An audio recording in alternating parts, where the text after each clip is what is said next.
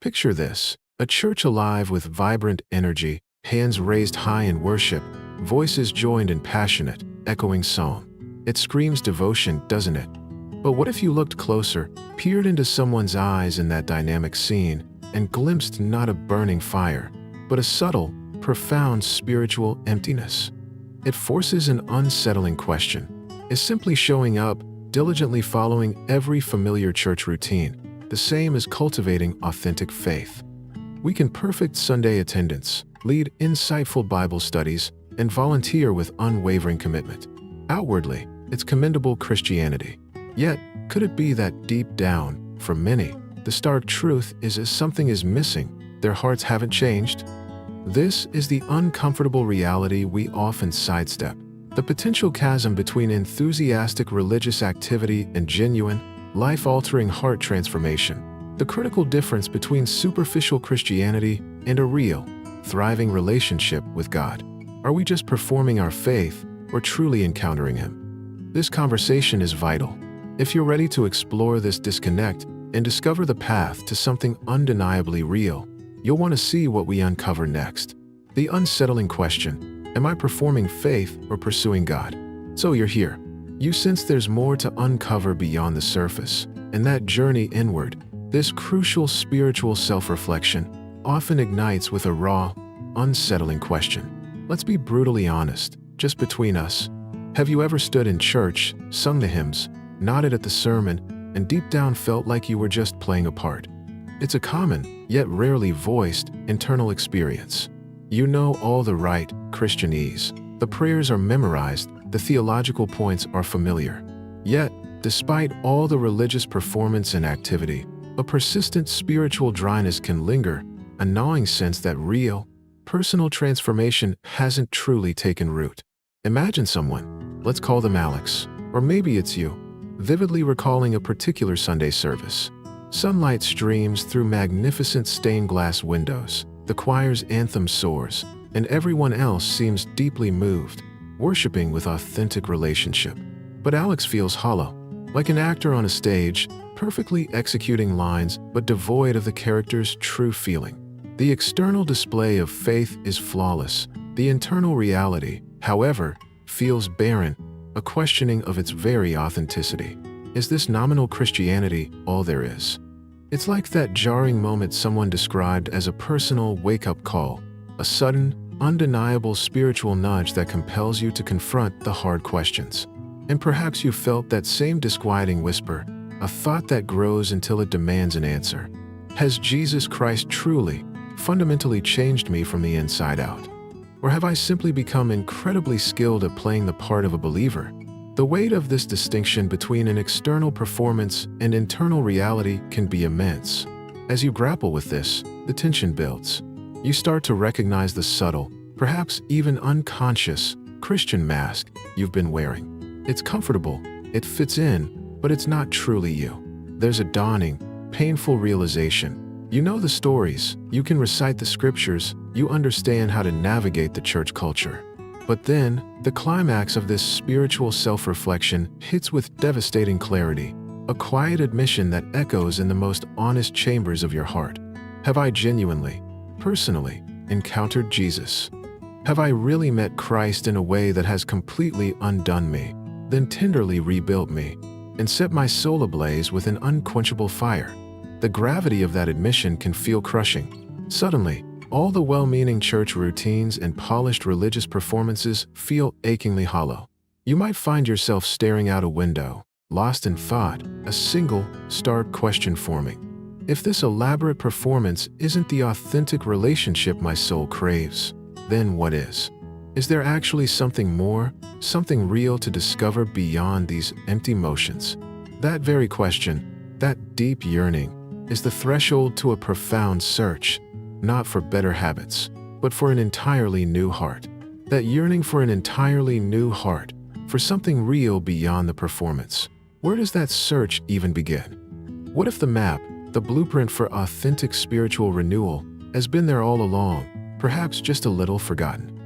Here's a radical thought, one that might challenge everything you've believed about spiritual growth.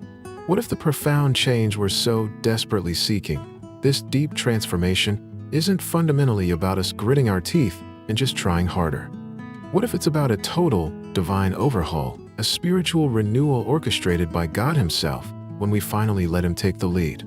Imagine that person from our earlier reflection, the one wrestling with the emptiness of a religious performance, perhaps idly flipping through their Bible one afternoon, or maybe a specific passage just flashes into their mind, seemingly out of nowhere.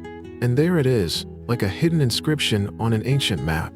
Ephesians 4, verses 22 through 24. The words might jump out with an electrifying clarity. You were taught, with regard to your former way of life, to put off your old self, which is being corrupted by its deceitful desires, to be made new in the attitude of your minds, and to put on the new self, created to be like God in true righteousness and holiness. Whoa, pause right there. Initially, those words might hit like a ton of bricks. Put off your old self, the entire thing. Be renewed in the spirit of your mind. Put on a completely new self. It sounds monumental, overwhelming even. Is such a radical transformation even possible for ordinary people? This isn't just about tweaking a few undesirable behaviors. This is a call for a complete demolition of the old and a divine construction of the new. It's a stark contrast with mere behavioral modification. And that's the entire, breathtaking point. This biblical blueprint from Ephesians 4 isn't describing a superficial makeover, like swapping out a few bad habits for some slightly better ones while the core remains unchanged. No, it's pointing towards a deep, fundamental, soul-level transformation. This is about a complete spiritual renewal, a remaking from the inside out, designed to reflect God's own righteousness and holiness. But here's the incredible secret that shifts everything, the part that often gets overlooked. This profound renewal, this miraculous putting on of the new self, isn't something we achieve through sheer willpower or frantic self-effort. Can you feel the pressure lifting already? It is a divine work, a powerful transformation that begins when Jesus truly becomes Lord of your life, when He's genuinely given the keys to every room of your heart. Suddenly, a glimmer of hope, like the first ray of dawn, might pierce through the overwhelm for our searching friend. Wait a minute, they might think, their heart quickening. So this isn't all on me. God is actually the primary architect in this process of making me new. What a revolutionary, liberating concept. They might pick up their Bible again, or reread the passage from Ephesians 4 on their screen, and this time the words almost seem to leap off the page, shimmering with an intensity they'd never noticed before. Created to be like God in true righteousness and holiness. True righteousness, true holiness. Not a cheap imitation, not a well-rehearsed performance, but the real thing. Their breath catches. A slow, profound realization dawns, a sense of awe washing over them. A whisper escapes their lips, almost involuntary. So, this is what He meant. This is what it truly means to be made new. They close their Bible or switch off their phone, a newfound resolve hardening in their eyes, a spark of fierce, holy determination. The path ahead to this kind of transformation won't be easy, that much is clear, but for the very first time, it feels genuinely possible, attainable not by their strength, but by His. Yet, a crucial, intensely practical question immediately follows that dawning hope, an inquiry that demands an answer. Okay, but how? How does this deep change, this spiritual renewal, actually begin in the nitty-gritty of everyday life? What on earth does it really mean to put off the old self? That's the cliffhanger, the pressing challenge we absolutely need to unpack next. That burning question, how do we actually put off the old self and begin this journey of deep, spiritual renewal we just talked about? It doesn't just hang in the air unanswered. The pathway forward, surprisingly, isn't found in a complex 10-step formula or a new set of rigorous disciplines, but in a single, often terrifying, yet utterly liberating act, complete surrender. So, let me ask you something truly provocative. Something that might make you shift uncomfortably in your seat. What if Jesus isn't just interested in your polished Sunday mornings or your well-rehearsed prayers? What if He wants full access, VIP passes, to the most hidden rooms of your heart? The ones you don't even dare mention in your small group. The dusty attics and locked basements of your soul where you keep the things you barely admit exist, even to yourself. Imagine that person we've been following, the one who just discovered the biblical blueprint for being made new.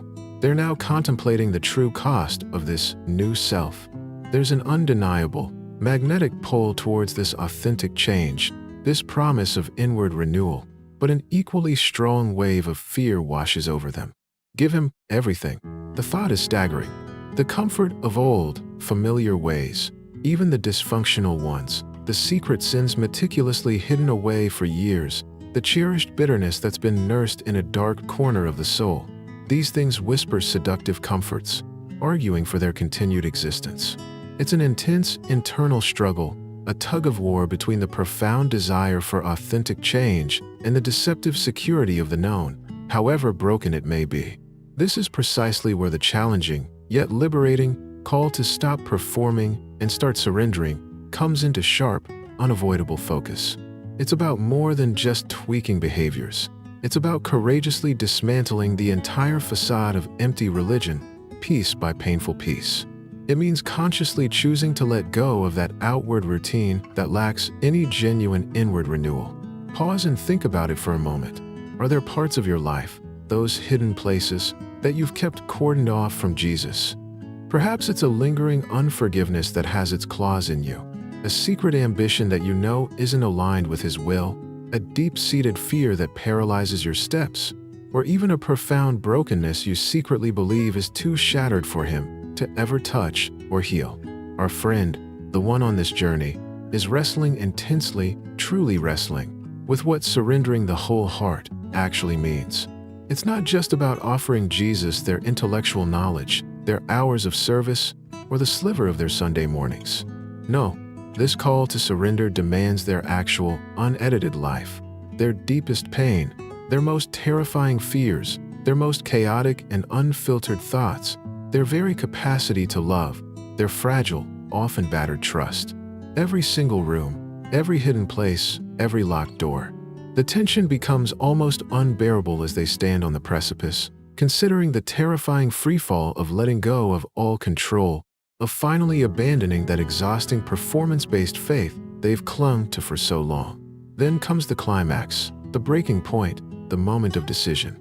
In a moment of raw, unfiltered honesty, perhaps kneeling in a quiet room, tears streaming down their face, the words finally break free, a desperate, choked prayer.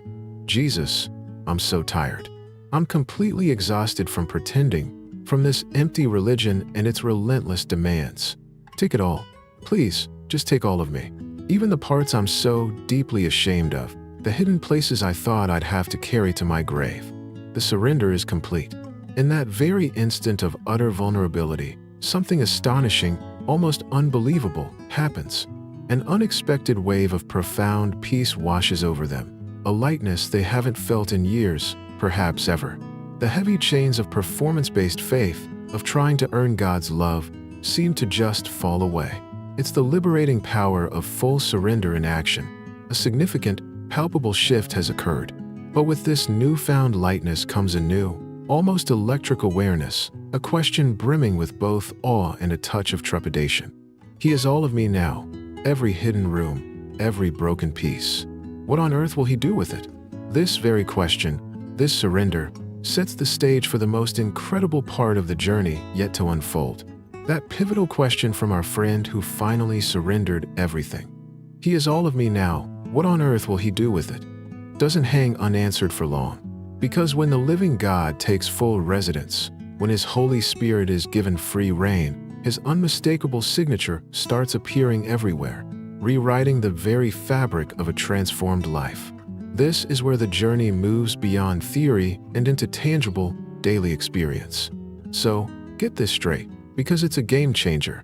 You weren't just called to believe in Jesus, to intellectually assent to a list of historical facts or theological doctrines. No, the invitation is far more radical, far more personal. You were called, astonishingly, to actually become like Him, to reflect His character in your own unique way. But what does that kind of profound godliness, that deep sanctification, even look like in the messy, unpredictable reality of everyday life, especially after such a vulnerable moment of total surrender? Imagine our friend, perhaps days or weeks after that gut-wrenching, heart-opening prayer. They start noticing shifts. It's not instant perfection. There's no magical appearance of a glowing halo or an overnight eradication of all struggles. That's not how genuine transformation usually works. Instead, there are subtle, yet undeniable, changes. One of the first, and perhaps most startling, is a new, profound grief over sins they once casually tolerated, maybe even excused or rationalized away. That sarcastic comment that used to roll off their tongue, that flash of envy at someone else's success, that selfish choice made without a second thought, things that barely registered on their spiritual radar before now bring a sharp pang of genuine sorrow, a deep discomfort. It's an unexpected, almost alien symptom of the Holy Spirit's purifying presence, this newfound sensitivity to what grieves God. And though it's uncomfortable, it feels strangely right. It's the dawning of true holiness. Suddenly, biblical instructions like those in Colossians 3, the call to put to death things like pride, anger, impurity, and greed, begin to make startlingly practical sense. They're not just ancient rules anymore. They're invitations to freedom. And then, almost imperceptibly at first, like tiny green shoots emerging from fertile soil, the fruit of the Spirit, so beautifully described in Galatians 5, starts to bloom in their life. Maybe it's an uncharacteristic surge of genuine patience when stuck in a frustrating traffic jam, or a sudden, unforced ability to extend forgiveness to someone who absolutely doesn't seem to deserve it. Perhaps it's a quiet, unshakable joy bubbling up unexpectedly in the middle of a challenging trial, or a gentle answer when a harsh one would have been easier. These aren't qualities they've manufactured through gritted teeth and sheer willpower. No, these aspects of a transformed life, love, joy, peace, patience, kindness, goodness, faithfulness, gentleness, and self-control, begin to flow more naturally, more organically. And here's the mind-blowing realization that often accompanies these changes. It's no longer primarily about them trying harder. The exhausting hamster wheel of self-effort has slowed. It's now about the Holy Spirit actively, powerfully working within them, subtly rewriting the very code of their heart and desires. They begin to realize their appetites are fundamentally changing. That old, desperate hunger for constant approval from others. It's lessening, its grip loosening. That compulsive craving for mindless entertainment to numb the persistent emptiness. It's fading into the background. In their place, a new, powerful, and compelling hunger for God's actual presence, for the life-giving truth of His Word, begins to awaken and grow. It's the unmistakable evidence of a truly transformed life taking shape, a life lived with a new sense of purpose and power, guided by the living God. One day, they might catch themselves responding to a difficult interpersonal situation with a wisdom and grace that surprises even them. Or they might experience a profound peace that defies chaotic external circumstances. In these authentic moments, the climax of this stage of their journey hits with undeniable force. Their life actually looks and feels different. Not because of some heroic self-improvement project or a new set of resolutions, but because, as they might whisper with dawning astonishment and profound gratitude, He is alive in me. The living God is genuinely at work within my heart. A quiet joy, a deep and abiding sense of purpose, begins to settle into their soul. Maybe they catch their reflection in a mirror one morning and see not just the good Christian they once so desperately tried to project, but someone who is genuinely, beautifully, and continuously being transformed by the incredible power of the Holy Spirit. And with that breathtaking recognition comes a stirring, outward-focused question, a desire to share this uncontainable fire. If this kind of transformed life is possible for me, after all my failures and pretending, who else desperately needs to know that this glorious fire, this authentic godliness, is available to them too? This newfound purpose doesn't just stay inward, it yearns to overflow. That burning desire to share this newfound spiritual fire, to see that same spark ignite in the lives of others. That's the beautiful, natural outflow of a genuinely transformed life. It's a life that emphatically refuses to settle for anything less than God's best. So here's the ultimate challenge, the final, stirring call to your very core. Don't you dare let your precious soul settle for a lukewarm faith when it was created, meticulously designed, and ultimately destined for an all-consuming spiritual fire. We've journeyed together through these thoughts, haven't we? From the uncomfortable recognition of those hollow, empty rituals to glimpsing the incredible, life-altering possibility of deep, internal transformation, a change powered not by our desperate striving, but by the Holy Spirit's power flowing through our complete surrender. And always remember, this isn't about suddenly achieving some flawless, unattainable state of perfection. Not at all. It's about courageously embracing a continuous, beautiful, sometimes messy, but always worthwhile process of being made new, day by day. It's about consistently echoing that heartfelt prayer, "Set my soul on fire, God. Let me burn with an authentic, unyielding love for you." Imagine that person, our fellow traveler on this path of discovery, now engaging with their world so differently, not with a forced, artificial piety, but with authentic love radiating from them, an uncontainable joy bubbling up in unexpected moments, and a clear, unwavering sense of purpose guiding their every step. This is the tangible fruit of a transformed life. Listen closely to this final, crucial appeal. You were not created for the soul-crushing drudgery of empty religion. You were meticulously designed for profound, deep communion with the living God. You were crafted to become like Christ, and you are destined to live fully, vibrantly alive. Don't ever settle for mere spiritual survival when a life infused with divine purpose and genuine power is within your grasp. So what now? Embrace this ongoing journey. Say a resounding yes to being continually made new. Don't hesitate to fall at His feet and cry out for more of Him, more of His presence, more of His transformative work in your life. Because when Jesus truly fills you, when His Spirit dwells richly within your heart, you'll no longer need to pretend or perform, and the world around you, they won't just see another good Christian. They'll witness and be drawn to a life gloriously, unmistakably transformed by the living God. May His abundant grace and profound peace be your constant companions, empowering you every single step of this incredible adventure. Go now and live that.